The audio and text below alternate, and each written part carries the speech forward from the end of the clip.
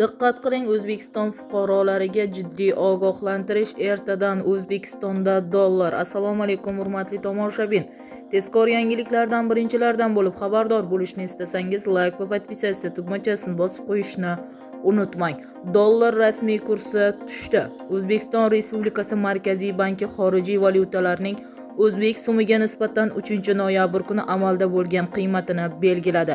Unga ko'ra dollar rasmiy kursi 20,13 so'mga tushdi va 12.005,9 so'mni tashkil qildi.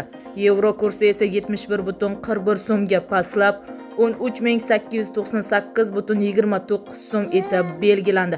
Rossiya rubli ham 0,80 so'mga pasayib 148,56 so'mni tashkil etdi deyiladi xabarlarda. Bizni kuzatishda davom eting. Xabarlarimiz keng tarqalishi uchun obuna bo'lib, like bosib qo'yishni unutmang.